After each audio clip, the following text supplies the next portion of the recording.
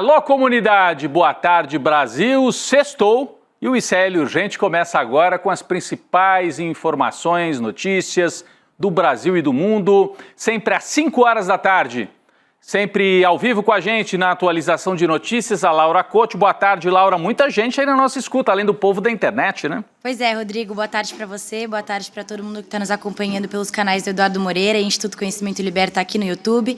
Boa tarde também para quem está nos assistindo pela Pop TV em Sobradinho e em Porto Alegre e para quem está nos ouvindo na Rádio Cultural FM no Rio Grande do Sul e pela Web Rádio São João em Quixadá, Rodrigo. Muito bom, do Rio Grande do Sul ao Nordeste, Quixadá, o ICL chegando também pelas ondas do rádio para todo o Brasil. Boa tarde para Laura, boa tarde para você que mora nesse país em que a TV Globo e o Jornal Nacional saíram em defesa dos ricos. Passaram um recibo danado. Não sei se você assistiu ontem. A gente já não vê Jornal Nacional, né? Mas ainda tem muita influência. É a velha parceria. Mas a Globo passou um recibo, abriu um tempão para criticar o PT, a esquerda, por terem feito esta campanha vitoriosa nas redes, pedindo a taxação dos super ricos. A campanha BBB, para taxar bilionários, bancos e bets, patrocinadores em geral dos programas da Globo. Então, a Globo saiu em defesa dos super ricos. Daqui a pouco a gente vai trazer mais detalhes sobre isso dentro de um contexto importante na política. Já já vamos falar mais sobre esse fato relevante aí na comunicação, mostrando um movimento também na política nacional. Outro fato relevante que faz parte dessa articulação da direita tradicional, dos empresários, etc., foi a decisão de hoje do ministro do Supremo Tribunal Federal, Alexandre de Moraes. Ele suspendeu hoje os efeitos de todos os decretos que tratavam sobre o IOF. Moraes determinou uma audiência de conciliação entre governo e Congresso. Eu não lembro de outra decisão desse tipo, mas Moraes marcou uma audiência de conciliação para o dia 15 de julho no plenário de audiências do STF em Brasília. O ministro Moraes é o relator de ações que tramitam na corte envolvendo esta polêmica do IOF. Com isso, todos os decretos do presidente Lula que propunham reajuste do imposto estão suspensos, bem como o decreto legislativo aprovado no Congresso pelo Centrão e que havia derrubado a decisão presidencial. Então ele zerou o jogo. Ele zerou o jogo. Cancelou o decreto do legislativo, mas também cancelou o decreto original do presidente Lula. É importante, importante. Algumas pessoas interpretam assim, é uma não decisão, porque ele cancelou tudo e pediu que eles se conciliem. Mas é uma decisão, porque significa que o governo não consegue ajustar suas contas. Já já vou falar mais sobre isso.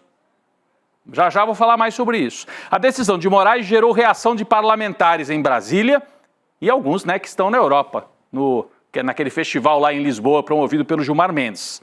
Conta mais pra gente, Laura Couto. O presidente da Câmara parece que gostou da decisão do Alexandre de Moraes, né? Rodrigo, isso mesmo. Em uma publicação no X, o Hugo Mota, que está lá em Lisboa, disse que a decisão do Moraes está em sintonia com o desejo da maioria do plenário e da sociedade. O Mota também ressaltou que a casa vai sempre continuar aberta ao diálogo para discutir sobre esse tema do IOF. Eu trouxe aqui um trecho do que ele escreveu. Ele disse o seguinte: a decisão do ministro Alexandre de Moraes evita o aumento do IOF em sintonia com o desejo da maioria do plenário da Câmara, dos Deputados e da sociedade. Continuamos abertos ao diálogo institucional com respeito e serenidade, sempre em busca do equilíbrio das contas públicas e do crescimento sustentável da economia. A Advocacia Geral da União seguiu na mesma linha do Hugo Mota e disse que a decisão do Moraes reafirma o compromisso da separação dos poderes, Rodrigo. Pois é, então você, teoricamente, Laura, pelo que você leu aí, quer dizer, Hugo Mota falou bem da decisão, porque disse, está em consonância, com o desejo da sociedade de não ter aumento de imposto, só que não, porque é aumento de imposto para rico. E a AGU disse, tudo bem, ele mantém o compromisso da separação entre os três poderes. A gente teve outras reações do lado, vamos dizer, governista. Eu vou ler aqui, Gleisi Hoffmann ressaltou que o governo buscava desde sempre o diálogo, em relação a esse tema e que agiu com responsabilidade para cumprir o arcabouço fiscal. Aqui a mensagem da Gleisi, eu não vou ler inteira, que ela é longuíssima, Mas ela diz, vamos aguardar que a audiência marcada pelo Alexandre de Moraes resulte numa solução negociada sobre o decreto do IOF, porque o risco é não ter decisão nenhuma. E aí como é que fica? Vai ter que cortar em verba de educação e saúde, como deseja o Hugo Mota? Por isso que, no meu entendimento, o Alexandre de Moraes promoveu um empate que a essa altura interessa mais ao Centrão do que ao governo. Essa é a minha leitura sobre o caso. Não é que tenha sido uma derrota total para Lula, não foi, mas foi um empate que interessa mais ao Centrão. O ministro da Fazenda, Fernando Haddad, também falou sobre o assunto numa entrevista a jornalistas hoje. Vamos trazer aqui a repercussão, a fala do Fernando Haddad sobre essa importante decisão tomada pelo Alexandre de Moraes. Haddad, todo combate à sonegação tem impacto arrecadatório. Agora, o que nós vamos demonstrar é que não houve um aumento linear do IOF. Nós corrigimos o que nos parecia equivocado do ponto de vista da sonegação. Então, as pessoas que estavam usando operações financeiras de maneira indevida foram bloqueadas pelo decreto. Só que o decreto não vale mais. Então, o governo, no meu entendimento, colheu aí uma complicação para fechar suas contas em 2025.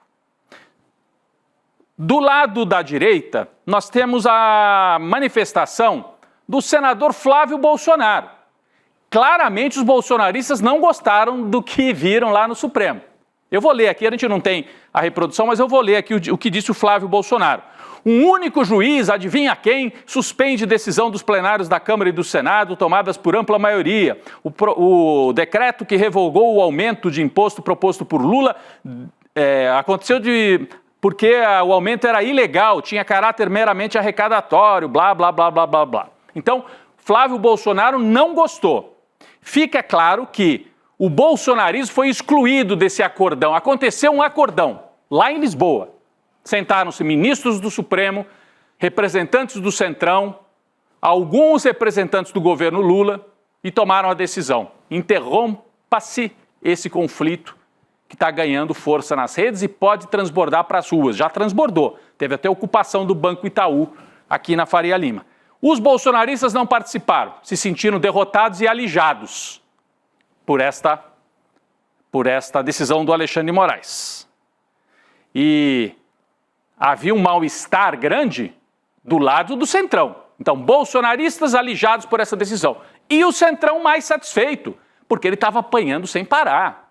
A campanha para taxar os super ricos era e é um sucesso, a tal ponto que, como eu disse aqui na abertura do ICL Urgente, a Globo foi obrigada a abrir 6 minutos do Jornal Nacional para uma matéria enviesada, editorializada, em defesa dos super ricos.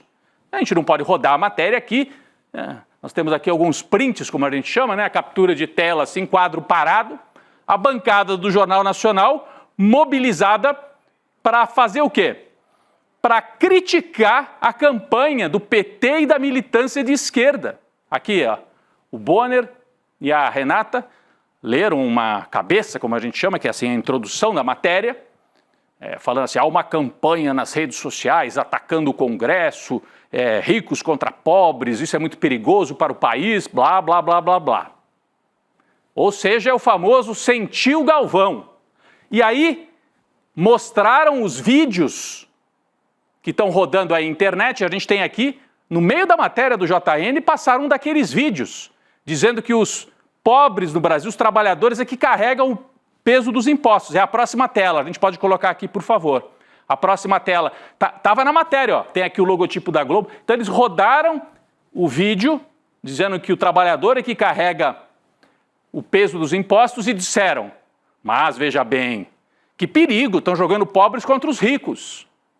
Quando o Congresso protege os bilionários, aí a Globo não faz matéria nenhuma, mas ficou preocupada com esta onda que ganhou as redes. E foram ouvir quem para criticar esses vídeos que ocuparam as redes? Foram ouvir o Armínio Fraga, que é a nossa próxima tela aqui, economista ligado ao PSDB, velho defensor do Estado mínimo. Está aqui, ó, o Armínio Fraga, de olhos sempre fechados para os mais pobres, e ali cumprindo o papel de defender a tese da Globo. 6 minutos, gente. 6 minutos de Jornal Nacional é uma eternidade.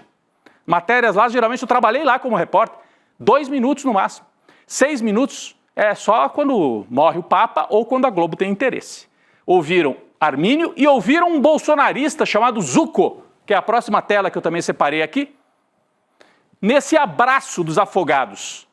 Então passaram o recibo todos eles juntos. Bolsonarismo, Armínio Fraga, neoliberais, extrema-direita, Faria Lima, todo mundo achando ruim que a esquerda tenha saído das cordas e ido para o embate ideológico. Por quê? Porque o PT e o Lula resolveram agora ser radicais e revolucionários? Não, porque o Centrão descumpriu o acordo e deixou claro que não quer conversa, que foi para a derrota, para colocar o Lula de joelhos. E aí o PT, que tem uma certa vivacidade ainda na sociedade, ainda que talvez nem tanto como no passado, e não é só o PT, o pessoal do PSOL, o pessoal de esquerda que às vezes é crítico ao governo, mas que está do lado da taxação, de taxar os super ricos. Então a Globo sentiu.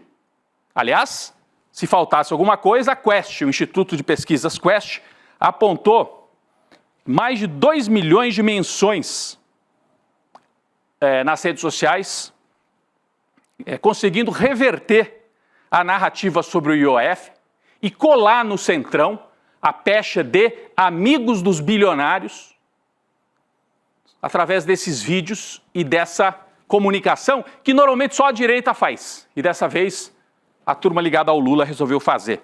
Na avaliação da Quest, a repercussão nas redes sociais fez parlamentares do Congresso Nacional pisarem no freio, né, e perceberem que tinham ido longe demais e pedirem arrego. O Hugo Mota pediu arrego para a Globo. Pediu, me ajuda aí, por favor, estou apanhando demais. Foi isso que aconteceu quando você junta todos esses pontos. Pediu arrego para a Globo e pediu arrego para o Xandão. Xandão, põe um freio aí e vamos conversar de novo. Mas só que o Hugo Mota que tinha descumprido o acordo, que isso fique bem claro. A dúvida que fica, até na nossa equipe aqui no ICL, tem interpretações divergentes. Até que ponto que o PT e lideranças ligadas ao governo Lula participaram desse acordão lá em Lisboa com Alexandre de Moraes para colocar um freio nesta briga. Há quem veja envolvimento do PT, até o AGU, né, advogado-geral da União, está lá, se manifestou a favor desta decisão do Moraes. Já o jornal Valor, que é ligado ao Grupo Globo, diz que o Lula teria ficado aborrecido, a gente tem aqui a manchete do Valor, o Lula teria ficado aborrecido com esta decisão do Alexandre de Moraes. Eu tenho um entendimento de que para o Lula não foi uma derrota completa, adiou-se o conflito, mas não foi boa propriamente a decisão do Alexandre de Moraes. A decisão do Moraes é boa para o Centrão. O Centrão estava apanhando sem parar. Aí vem uma decisão que fala, vamos conversar. E obriga a conversar. Então a decisão do Alexandre de Moraes cria 2 problemas para o Lula. Primeiro que o buraco no orçamento continua existindo. O Haddad propôs, sobe o IOF para que os ricos paguem a conta. O Xandão fala, cancela tudo. Então voltamos a ter o buraco no orçamento. Como é que vai se pagar essa conta? O risco é, cortem da saúde e da educação. O problema volta para o mesmo lugar onde ele estava um mês atrás. E o segundo ponto, a decisão do Alexandre de Moraes vem no momento em que, como nós acabamos de ver, a polarização das redes, pela primeira vez no Lula 3, é favorável aos setores progressistas e democráticos. Então, é um freio na hora em que, para o Lula, era melhor não frear, era melhor seguir adiante. Mas é uma interpretação que acho que a gente tem que esperar mais alguns dias para compreender tudo o que aconteceu neste caso. Falando no presidente Lula, ele já está no Rio de Janeiro, onde vai participar da cúpula dos BRICS. Brasil, Rússia, Índia, China, África do Sul e vários outros sócios que se agregaram ao chamado Sul Global, né? Hoje aconteceu uma reunião do Banco dos BRICS, que você sabe, é presidido pela ex-presidenta Dilma brasileira. O Lula participou do encontro e depois, ainda no Rio de Janeiro, num evento com petroleiros, Lula foi conciliador ao falar sobre a disputa com o Congresso Nacional. Vamos acompanhar a fala de Lula. Parece que tem uma guerra entre o governo e o Congresso.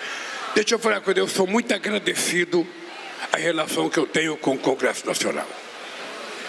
Até agora, nesses 2 anos e meio, o Congresso aprovou 99% das coisas que nós mandamos ao Congresso. Acho que nem no governo Sarney, acho que nem no governo Fernando Henrique Cardoso, acho que nem no governo de ninguém se aprovou tanto, nem no governo Bolsonaro. se aprovou tanta coisa como se aprovou agora. Então, eu sou grato ao Congresso Nacional. Quando tem uma divergência, é bom. Sabe por quê? Porque a gente senta na mesa, vai conversar e resolve. O governo pensou uma coisa, o Congresso está pensando outra, nós vamos resolver isso numa mesa de negociação.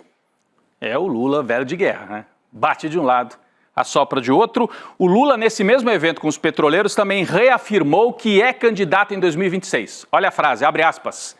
Eles não sabem o que eu estou pensando. Eles, à direita, né? Eles não sabem. Então, se preparem, porque se tudo estiver como eu estou pensando, esse país vai ter pela primeira vez, com Z, um presidente eleito 4 vezes. Disse Lula. Pela primeira vez, teremos um presidente eleito 4 vezes. Ele reafirma que é candidato. Então, essa tese do Centrão, vamos enfraquecer o Lula para ele desistir da reeleição? O Lula jogou isso para escanteio. Bom, o Rio de Janeiro, como eu acabei de dizer, está sediando 2 eventos importantes dos BRICS, né? A 10ª reunião anual do Banco dos BRICS, presidido pela Dilma, e a cúpula dos BRICS, que está marcada para domingo, dos chefes de Estado mesmo, que deve acontecer a partir de domingo. O Lula, então, fica no Rio para participar disso tudo. Terá desfalques essa cúpula. O Xi Jinping não vem, presidente da China, e também o Vladimir Putin, da Rússia, não vem. O Putin vai participar de forma remota, ele tem uma questão aí com o Tribunal Penal Internacional. Lula é o atual presidente dos BRICS. Bom, quem está lá no Rio de Janeiro e acompanhou de perto a primeira reunião do Conselho Popular dos BRICS, ou seja, dos grupos populares ligados aos países dos BRICS, é o nosso repórter Lucas Rocha, que traz mais informações. Lucas. Boa tarde, Rodrigo. Boa tarde, Laura. O Rio de Janeiro já está em clima de BRICS. Começa nesse domingo a cúpula de líderes do BRICS, que vai reunir representantes dos 11 países que compõem esse bloco para tratar dos assuntos mais urgentes da agenda global. Em um momento de bastante tensão global, de crise do multilateralismo, com Donald Trump promovendo seus arroubos retóricos, promovendo guerras, o BRICS nesse momento se reúne tentando entender, inclusive, o seu próprio papel. Hoje eu estou aqui na sessão especial do Conselho Popular do BRICS, um órgão que foi criado no ano passado para permitir que movimentos sociais estejam dentro da institucionalidade do grupo e que possa apresentar propostas aos líderes.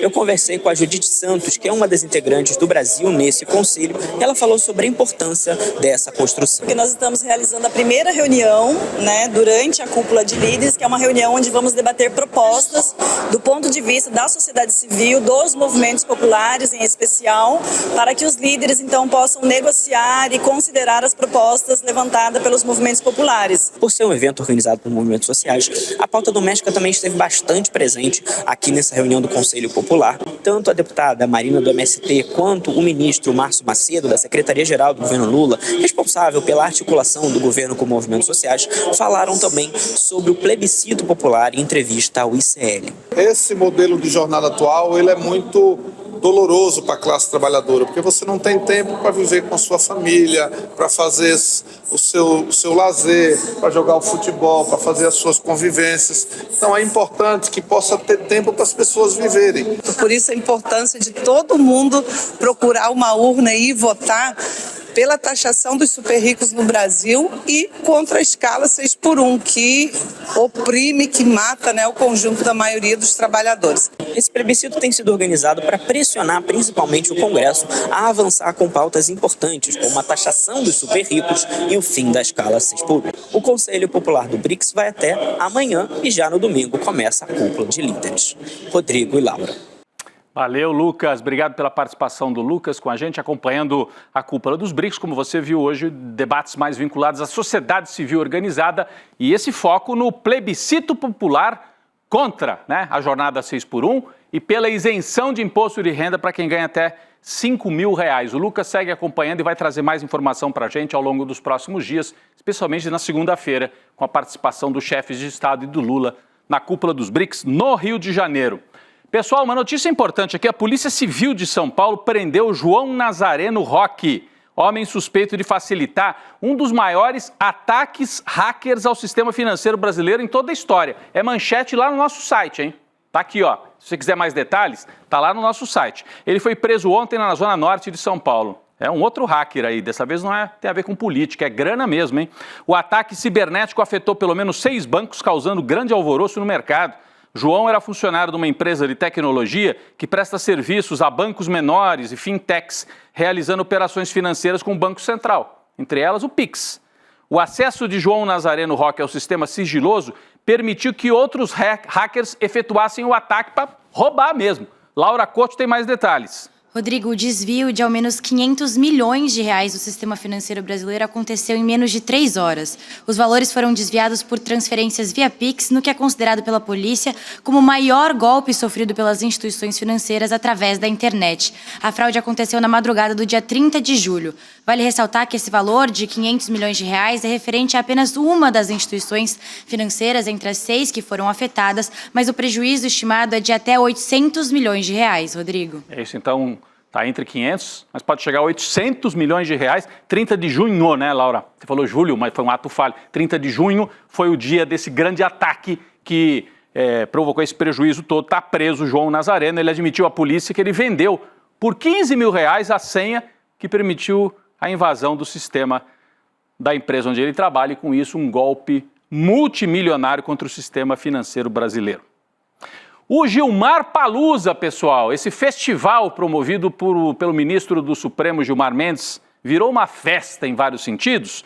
O fórum em Lisboa levou 44 deputados em missão oficial de Brasília para a capital portuguesa. O que é um complexo de voltar a ser colônia, fazer esses encontros lá em Lisboa? Dentre os parlamentares, 30 deles solicitaram que a viagem fosse com ônus para a Câmara, ônus para você, para mim, para todos nós. Ou seja, a casa vai arcar com as despesas, incluindo hospedagem, deslocamento, custos adicionais. É o parlamento que diz que está preocupado com o excesso de taxação, corte de gastos. Aonde? Promovendo esse festival. Olha lá o Hugo Mota, promovendo esse festival no Gilmar Palusa. Festival de gastos, né, Laura? Gasto é esse, né? Não faz sentido nenhum esse tipo de corte de gasto. Os deputados que pediram ressarcimento das despesas vão ser reembolsados depois da apresentação das notas fiscais. Por isso, a gente ainda não tem como estimar quanto que a viagem dos parlamentares para Lisboa custou aos cofres públicos. Entre os 30 deputados que solicitaram o reembolso dos valores estão o presidente da Casa, Hugo Mota, e o ex-presidente da Câmara, o Arthur Lira. Além desses 30 parlamentares, outros 6 senadores também vão ser ressarcidos pelo governo federal pelos gastos da viagem. Ano passado, a Câmara desembolsou mais de 600 mil reais para bancar aí as despesas das viagens para o Gilmar Palusa, Rodrigo. Além disso, um grupo de deputados federais decidiu esticar a permanência em Lisboa para ir à festa de aniversário do cacique do Centrão, Elmar Nascimento, deputado da Bahia. Então eles participam do Gilmar Palusa e ficam por lá para tomar um vinho lá em Lisboa. O líder do União Brasil vai comemorar o aniversário dele e convidou os coleguinhas de plenário, os coleguinhas de Centrão, para ir para a festa. Elmar está entre os deputados que pediram ressarcimento da Câmara para arcar com as despesas da viagem. É por isso que a ofensiva promovida pela esquerda está dando resultado. É esta gente aí que, em parceria com a Faria Lima, com a mídia, com a Globo, está tentando poupar os milionários, os bilionários, e dizer assim, não, corte gasto de educação, corte gasto de saúde. É esse povo. Então é importante seguir na campanha. O Alexandre de Moraes, eu até coloquei, a gente colocou aqui na nossa chamada, o Moraes virou um aliado oficial do Centrão? Parece que sim. Tem até alguma coisa aí relativa à candidatura já para 2026. Mas não tem que interromper a ofensiva progressista nas redes. Tem que taxar os milionários e tem que cobrar o Centrão. Bom, o STF já se prepara para reagir caso algum aliado de Bolsonaro vença as eleições. Bate na madeira aí, bate na madeira 3 vezes, eu não tenho madeira aqui, mas caso algum aliado de Bolsonaro ganhe as eleições e conceda indulto presidencial ao ex-mandatário que deve ser condenado no Supremo. Laura Couto tem mais informações. Rodrigo, alguns ministros do Supremo, ouvidos pela coluna do Paulo Capelli, do portal Metrópolis, avaliam que o perdão ao Bolsonaro vai ser considerado inconstitucional se for concedido por nomes como Eduardo Bolsonaro, filho do ex-presidente, o Tarcísio de Freitas, atual governador de São Paulo, e o Ronaldo Caiado, governador de Goiás. E é que todos os 3 se mostram favoráveis a essa anistia, a esse indulto ao Bolsonaro. A Corte planeja anular o eventual indulto com base na mesma justificativa usada para derrubar o perdão concedido ao ex-deputado federal Danilo Daniel Silveira quando Bolsonaro era presidente e concedeu o indulto a ele. Na época, em 2023, o STF derrubou esse indulto por considerar um vínculo de aliança política entre os dois. Muito bem, importante atualização. Então o STF já manda recado, indulto não.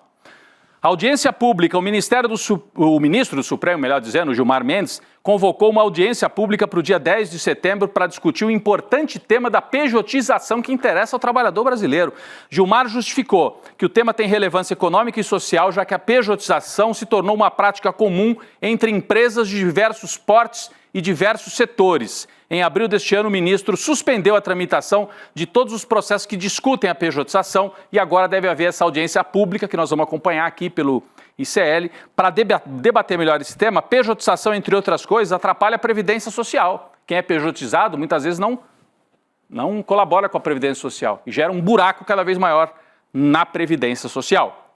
Eu vou para uma outra nota aqui rápida. O presidente da Comissão de Constituição e Justiça, CCJ, Paulo Aze, do União Brasil, deve atender a pelo menos um dos pedidos da Carla Zambelli, deputada foragida, na representação em que ela tenta evitar a perda de mandato. Zambelli fugiu para a Itália depois de ser condenada pelo STF a 10 anos de prisão por ter agido em parceria com o hacker Walter Delgatti. Laura Couto.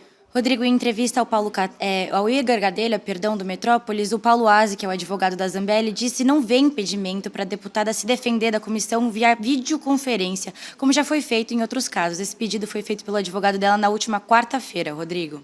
Pois é, então ela está foragida e vai poder se defender, vai ser um escândalo total, né? É tipo bandido escondido participando de uma conferência oficial com o Congresso. Eu nunca vi isso. É desmoralização completa da CCJ. Vamos uma notícia rápida aqui, internacional. A Rússia fez hoje o maior bombardeio contra a Ucrânia desde o início da guerra. Segundo o governo ucraniano, as forças russas lançaram 539 ataques com drones e 11 bombardeios com mísseis contra a capital ucraniana, Kiev. Laura Couto. Essa nova ofensiva da Rússia, Rodrigo, aconteceu um dia depois do presidente dos Estados Unidos, Donald Trump, conversar por telefone com o Vladimir Putin, que é o presidente da Rússia. O Trump disse à imprensa que a ligação de ontem não alcançou nenhum progresso. A conversa durou quase uma hora e o Putin insistiu que a Rússia não vai abrir mão dos seus objetivos. Esse conflito tem se escalado dia após dia, com direito ao aumento de uso de armas químicas, inclusive, Rodrigo. Temos que seguir acompanhando isso. É um conflito que o Trump prometeu acabar com ele e não consegue. Não tem força para isso. Em resposta ao genocídio promovido por Benjamin Netanyahu em Gaza, o assessor internacional da Presidência da República Brasileira, Celso Amorim, disse hoje que o governo Lula não deve aceitar a indicação de um novo embaixador por Israel. Importante, hein? O Brasil sobe um tom aí contra Israel. A declaração foi dada numa entrevista ao jornal Folha de São Paulo. A gente tem aqui a manchete em que o Celso Amorim fala exatamente sobre isso. Não quer manter relações muito próximas com Israel. Está aqui, ó. Defende relação mínima com Israel. E diz que o Brasil não deve aceitar novo embaixador. O Celso Amorim disse: a posição correta hoje, na minha opinião, é a gente entrar como parte, inclusive, na ação promovida pela África do Sul por genocídio contra Israel. Então o Brasil sobe um tom, através da fala do Celso Amorim, contra o governo genocida de Benjamin Netanyahu. Não vai romper relações, mas vai esfriar relações mínimas com o Estado que promove o maior genocídio do século XXI. O corpo de Juliana Marins, a brasileira que morreu ao cair de uma trilha no Monte Rinjani, na Indonésia, foi velado hoje em Niterói, região metropolitana do Rio de Janeiro. A morte da Juliana deve ser um dos temas, inclusive, do encontro entre Lula e o presidente da Indonésia, que virá ao Brasil para participar da cúpula dos BRICS. Depois deve ter um encontro privado não, né? Público, mas um encontro só dos dois, Lula e o presidente da Indonésia, e deve ser um dos temas a morte da Juliana Marins. Triste demais essa história, né? Eu quero, por último aqui, Laura, fazer uma lembrança para o pessoal que presta ProUni, né? Terminam hoje as inscrições para as bolsas de estudo do ProUni. Que pede, né, participação no ProUni para o segundo semestre de 2025. As vagas são destinadas aos candidatos que tenham participado da edição do Enem em 2023 ou 2024, que não tenham zerado a redação e que tenham alcançado nota média igual ou superior a 450 pontos nas 4 áreas de conhecimento. As inscrições para as bolsas do ProUni, ou seja, para você estudar sem pagar totalmente ou parcialmente, são bolsas parciais ou totais, você deve fazer acesso único .mec.gov.br/ProUni. É via digital para pedir bolsa. Você pode avisar seu filho, seu sobrinho, amigo, enfim, se tiver algum conhecido, que eu hoje termino as inscrições para as bolsas do ProUni. Laura, obrigado mais uma vez. A gente termina mais uma semana. Sextou, Laura. Obrigada, Rodrigo. Bom fim de semana para você e todo mundo que está nos assistindo e ouvindo. É isso, tem o pessoal das rádios que nos acompanha aqui. Bom fim de semana. Você sabia, pessoal, que o ICL tem uma loja oficial? souicl.com.br, uma loja online com produtos exclusivos do ICL. Está aqui na tela, né? Se você quiser entrar, comprar camiseta, tem muita coisa bacana lá, comprar livro, camiseta, vários produtos. Comprar na nossa loja oficial é uma das formas de apoiar o jornalismo independente e nos ajudar a seguir nessa missão de levar informação de qualidade para o maior número de pessoas. souicl.com.br. Lembrando que quem já é assinante de qualquer produto CL tem desconto exclusivo para comprar os produtos na loja do ICL. Valeu, pessoal. Chico Sá e Roberta Garcia chegando para o N2. Daqui a pouco eu estou por lá também. Um ótimo fim de semana. O ICL Urgente volta na segunda-feira.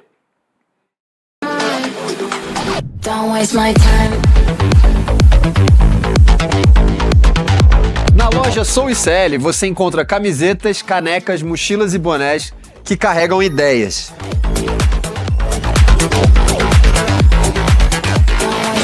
Produtos com propósito para quem acredita em justiça, consciência e transformação. Vista, use, leve a luta com você. Acesse souicl.com.br e escolha o que representa você. ICL. souicl.com.br. Tá tudo lá. Eu vou passar a vida fazendo o quê? Mantendo o meu padrão? Eu acho que a vida tem alguma coisa a mais para valer a pena. O privilégio da classe média é reproduzir o conhecimento legítimo, as boas universidades, línguas estrangeiras.